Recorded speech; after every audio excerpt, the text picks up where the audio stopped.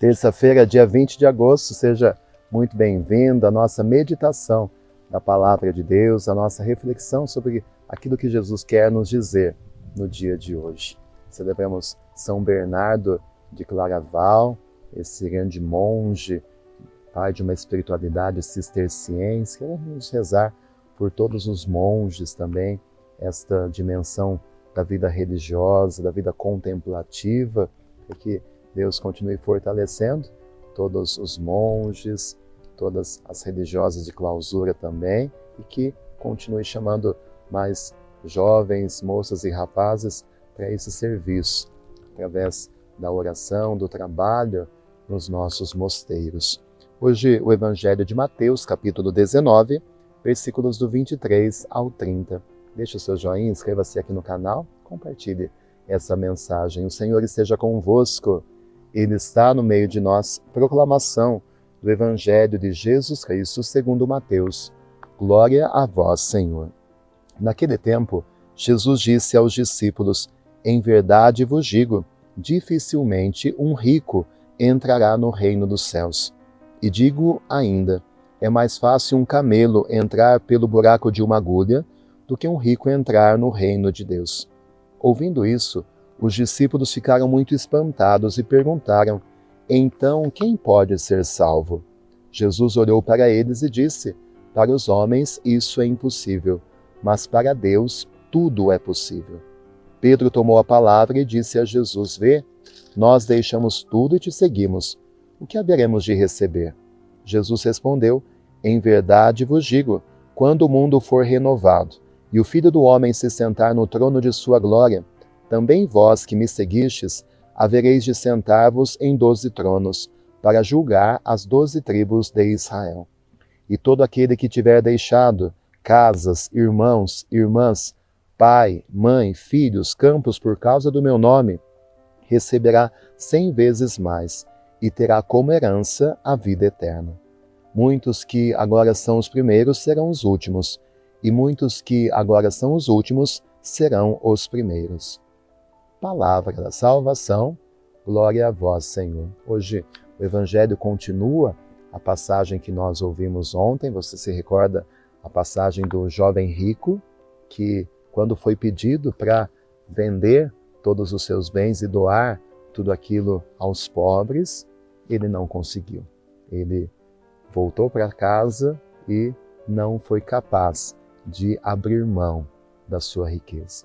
É por isso que Jesus continua no Evangelho de hoje dizendo que é tão difícil para um rico entrar no reino dos céus, justamente pela dificuldade de se desapegar das riquezas. E, acima de tudo, porque as riquezas se tornam a sua segurança, se tornam a sua salvação, se tornam o seu Deus. Quem é apegado aos bens dificilmente vive uma fé verdadeira, porque, na verdade, o seu Deus se torna o dinheiro. O dinheiro paga tudo, o dinheiro dá tudo, o dinheiro resolve tudo. E essa pessoa se sente como que independente de Deus. E é por isso que é tão difícil de que alguém que viva dessa forma seja salvo. Porque, no fim das contas, quando se tratar da vida eterna e do juízo final, quem vai nos salvar não é o dinheiro, não são os bens, mas sim Deus. Ele é o Deus que vai nos salvar. Ele vai nos resgatar. E por isso a nossa segurança precisa estar nele.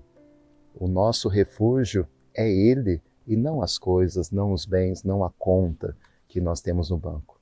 É esse exercício. É por isso que quem é apegado não consegue se salvar, porque não consegue deixar essas coisas para se agarrar a Deus. Que, mais uma vez, nós possamos hoje refletir sobre o nosso apego, mas, acima de tudo, entender que Deus quer nos salvar. Deus não quer tirar nada, pelo contrário, Ele nos dá tudo.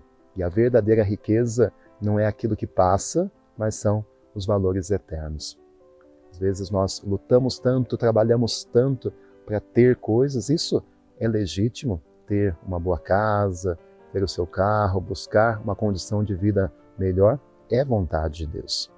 Mas não podemos cair numa ilusão que às vezes a teologia da prosperidade, que Deus vai abençoar e a gente vai ter mansões e carros e riqueza, porque Jesus não disse isso no Evangelho. Jesus não prometeu isso no Evangelho. Por isso, cuidado quando talvez a sua fé se torna muito interessada naquilo que é material, naquilo que Deus pode dar e abençoar materialmente. Não é isso que Jesus fala no Evangelho. A nossa riqueza está nos bens espirituais.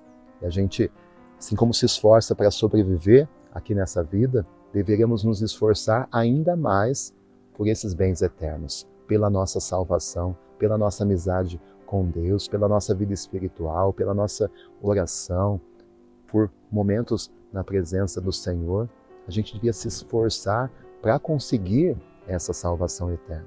Às vezes lutamos tanto para sobreviver materialmente e não fazemos nada para alcançar a salvação e a vida eterna.